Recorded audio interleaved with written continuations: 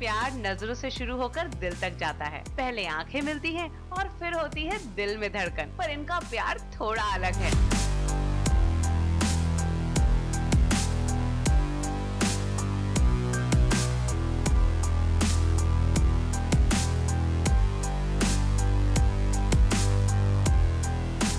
रोहित ने पहली बार मानसी को फोटो में देखा और तभी उनके दिल की घंटियां बजने लगी। अक्सर ऐसा होता है कि किसी भी दो जन की लव स्टोरी उसकी जो शुरुआत होती है वो बहुत रेयरली सेम टाइम पर होती है। जब मैंने पहली बार मानसी की तस्वीरें देखी थी, मैं तभी एक असिस्टेंट था और मैं कुणाल कपूर के ऑफिस में काम करता था और मैंने तस्वीरें देखी और बड़ी तारीफ हो रही थी कि ये मतलब ये फेस ऑफ द 90s है और ये ऐसी है वैसी है, बहुत नामचीन है। तो मैंने एक ऐड फिल्म के लिए इनको बुलाया था। तब उस वक्त मुलाकात नहीं हो पाई थी क्योंकि ये बिजी थी, लेकिन बोलते हैं ना डेस्टिनी होता है। उसके ठीक एक हफ्ते बाद ये मेरे ही ऑफिस में किसी ऐड की शूटिंग के सिलसिले में आई थी और मैंने पहली बार इनको देखा था। अब मुझे ऐसा लगता है कि शायद लव हो ना हो पता नहीं क्या, लेकिन एक अट्रैक्शन, एक जिसे कहते हैं कि यार इसको देख के थोड़ा सा हिल गया था मैं, तो मुझे तो पहले दिन ही हो गया था। मानसी का पता नहीं मानसी होता भी होगा। सच बताऊं तो पहले दिन नहीं हुआ था, थोड़ा बाद में हुआ, तीसरी मुलाकात पे हुआ। मेरे लिए तीसरी मुलाकात पे हुआ क्योंकि पहले दिन तो मैंने ऐसे ही मतलब हेलो हाय कर दिया था, दैट्स इट। फिर सब्सिक्वेंटली एक और बार मिले और फिर एक हमारी कॉमन फ्रेंड के ज़रिए हम दोनों एक्चुअली बराबर से मिले, वापस मिले।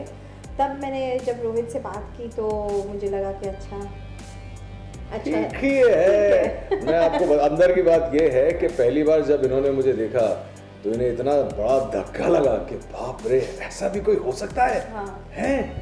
तो कुछ निकला ही नहीं दिमाग से, इसलिए आई थिंक एक दो दिन लग गए लव स्ट्रक में।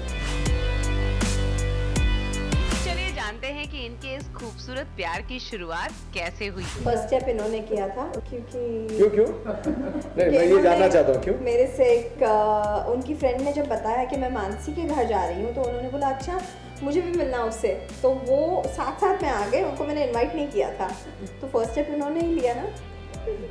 कहानी कुछ ऐसी है कि मैं कुणाल कपूर के ऑफिस में काम कर रहा था और जो हमारी दोस्त हैं दुर्गा जसराज, पंडित जसराज जी की बेटी जो हैं, वो जा रही थी इनके घर और मैं भी इसी डायरेक्शन में रहता था। तो उन्होंने कहा कि मैं मानसी जोशी के घर में जा रही हूँ, तुम चलो साथ में। ऐसे अच्छा तो चलता है। अब भाई ये किसी खूबसूरत लड़की के घर जा रहे तो मैं मना कर दूंगा, नहीं मैं कैसे आ सकता हूँ। तो मैंने हाँ कह दिया और वो अच्छा हुआ कि उस दिन हाँ कह दिया क्योंकि उसी दिन मुलाकात हुई। और अगर ये पहला कदम है तो मैं ये भी कहना चाहूँगा कि मानसी ने ठीक उसके 1 घंटे बाद दूसरा कदम ले लिया था, क्योंकि मैं जब इनके घर से निकल रहा था तो उन दिनों तो मोबाइल नहीं होते थे, ना इनके पास मेरा नंबर था ना मेरे पास इनका नंबर था, लेकिन इन्होंने ये मुझे 2 DVD ज़रूर दी देखने के लिए। DVD नहीं, वीडियो कैसेट, 2 वीडियो कैसेट दी कि ये 2 फिल्में हैं, ये आप देखिए ज़रूर। तो इन्हें भी चाहिए था कि हुक डाल के भेजती हूँ। हो सकता है मैंने मांगी हो, लेकिन देने में इन्होंने कोई हिचकिचाहट नहीं दी। मैंने बहुत खुशी से दे दी क्योंकि मुझे मालूम था कि दूंगी तो और बातें होगी, वो वापस आएगा देने, तो I knew it. So yes, पहला कुछ वो चले कुछ मैं चली, दैट्स व्हाट इट वाज। प्यार तो हो जाता है पर शादी होगी या नहीं होगी ये बहुत बड़ा सवाल है। पर इन्होंने पहले दिन से ही तय करके रखा था कि शादी एक दूसरे से ही करेंगे। 7 साल से वी वर डेटिंग, तो एक दिन मैंने इनको बोला कि so now when are we getting married. तो इन्होंने बोला you want to get married. मैंने बोला हाँ okay, I will talk to my mother and I will call you up. So मैंने सोचा पता नहीं क्या। दूसरे दिन उसका फ़ोन आया, सुबह में रोहित का फ़ोन आया कि मैंने मम्मी से बात की, अच्छा तो चलो। I was like हाँ because I was really surprised, मुझे मालूम नहीं था कि वो actually so जो एक अंदर जो मैं आजकल देखता हूँ और जो उन दिनों में था, when we started dating, जब हमने मतलब हाल ही में जब मुलाकात के बाद वो पहली दूसरी मुलाकात के बाद एक दूसरे को मिलना रेगुलरली शुरू किया, दिमाग में तो ये बात बहुत क्लियर थी कि शादी करनी है। क्योंकि पता नहीं मैंने कभी ये सोचा नहीं था कि जिसको आप डेट करते हो, जिसके साथ आप इश्क करते हो, वो बिना किसी एंड गेम के आप करते हो। आजकल तो ऑफकोर्स डेटिंग होती है, फिर 1-2 साल में नहीं बनती है तो वो अलग अलग हो जाते हैं, तो वो कभी था ही नहीं। तो बस वो एक डेट फिक्स करने वाली बात थी जो इन्होंने जब कहा कि कर लेते हैं, तो मैंने मम्मी से पूछा कि शुभ सा दिन दे दें। वो शुभ दिन पे हो गई फिर शादी।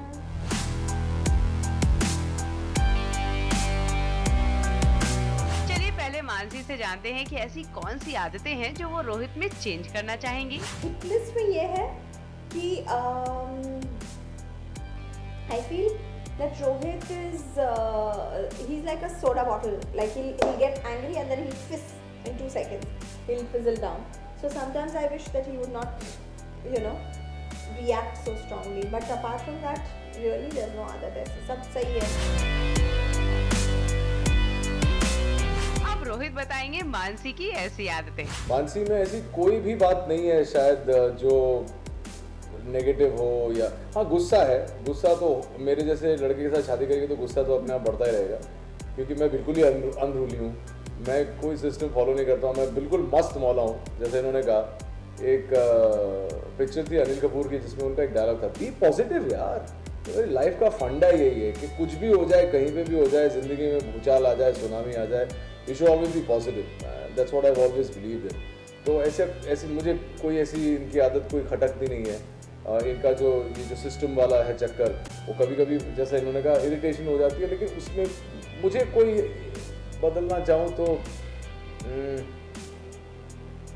आई don't think there is anything that is even remotely negative about her. I am thinking very hard कि ऐसा ना लगे कि ये हम साथ साथ हैं की शूटिंग हो रही है, बट ऐसी कोई बात नहीं है जिसे मैं बदलना चाहूँ, ऐसी कोई बात नहीं।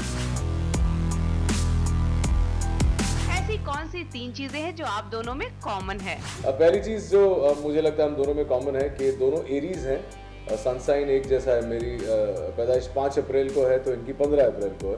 तो वैसे तो बहुत सारे कॉमन कैरेक्टरिस्टिक्स हैं। एक जो मुझे अच्छी नहीं लगती जो हमारे अंदर दोनों में है कि हम लोग बहुत जल्दी रिएक्ट कर जाते हैं, क्योंकि एरीज चाइल्ड साइन है। तो चाइल्ड साइन को आप उनका लॉलीपॉप खींच लो तो रोना शुरू कर देंगे। वो सोचेंगे नहीं कि क्यों खींचा इसने, क्यों ले लिया लॉलीपॉप, शायद मेरी भलाई के लिए लिया है। वो सोचते नहीं है, रिएक्शन इमीडिएट आता है। तो मुझे लगता है कि ये कॉमन बात है जो कॉमन है। अच्छी वाली सिमिलैरिटी ये है कि both of us have we can never be down for you can never put us down. We'll always be upbeat, happy. ये भी एक बच्चे का ट्रेट होता है। जब बच्चा गिर जाता है तो अगर आपने नोटिस किया हो, बच्चा गिर गया, वो रोने लगा, इमीडिएटली उसको आपने चुनचुना दिखा दिया दूर से तो भूल जाएगा। तो एरीज साइन की एक और ये खासियत है कि आप ज़्यादा देर तक इन्हें दबा के नहीं रख सकते या निराश नहीं रख सकते।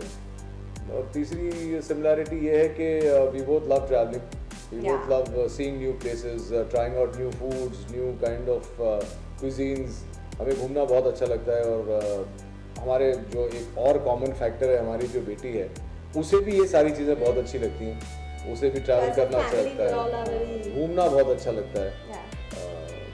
तो आई थिंक हाँ ये 3 चीज़ें बहुत कॉमन है हमारा।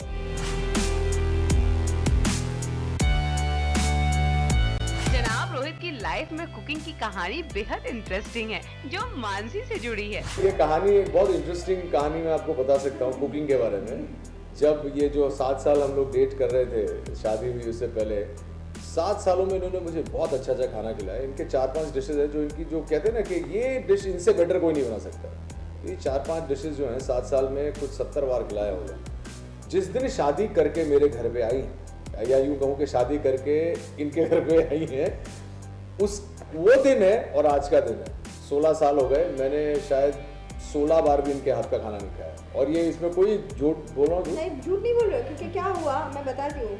शादी करके पहले ही महीने में मुझे इतना अच्छा कुक मिल गया कि फिर मुझे कुक करने की जरूरत ही नहीं रही। ये शो रोमांस के बारे में है। अगर आपने कहा कि कुक मिल गया तो आपने अपने इश्क के लिए खाना नहीं बनाया तो नहीं, मैं बनाती हूँ। क्या सोचेंगे बच्चे लोग जो देख रहे हैं? अभी मैं उसको सिखाती हूँ कुक को और वो बनाता है और खिलाता है। पर तो ऑफ कोर्स इफ आई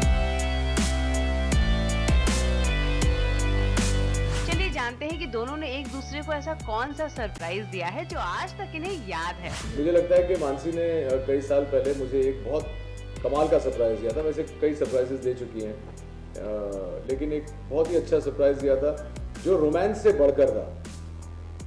उन्होंने मुझे मेरे जन्मदिन पर ठीक 12 बजे रात को मेरा वेबसाइट लॉन्च किया था। Live, it went live.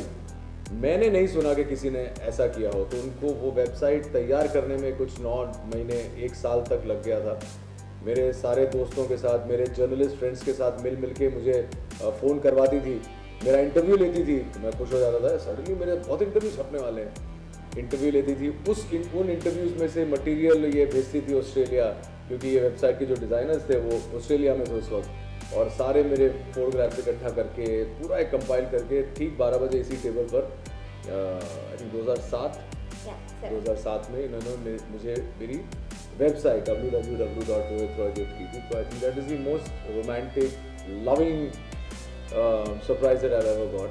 I think the most romantic thing Rohit has ever done for me was जब हमारी 15th anniversary हुई, जो अभी लास्ट ईयर हुई, तो उन्होंने डिसाइड किया कि we will renew our vows.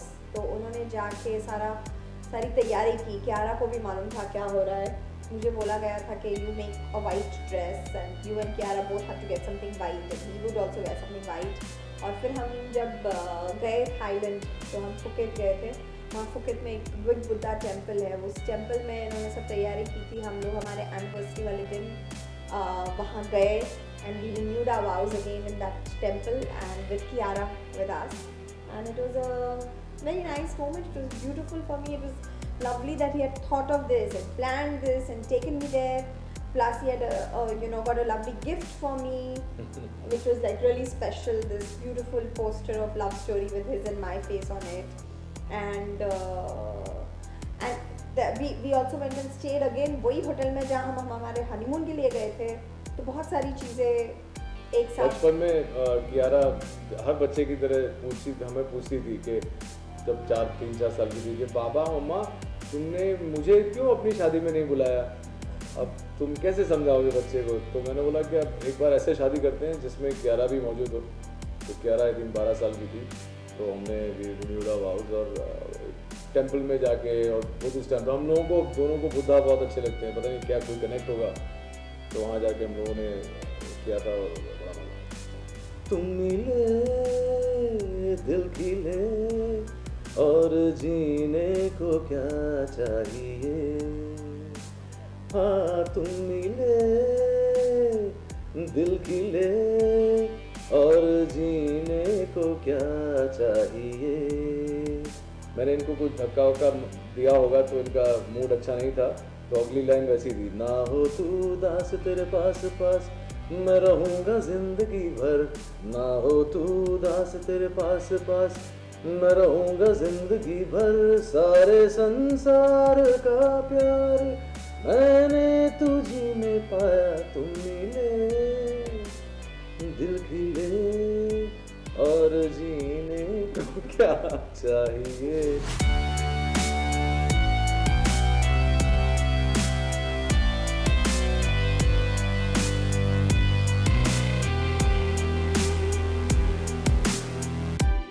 परिभाषा तो कईयों हैं, पर इन्हें देखकर ऐसा लगता है कि सच्चा प्यार बिल्कुल इनके जैसा ही होगा।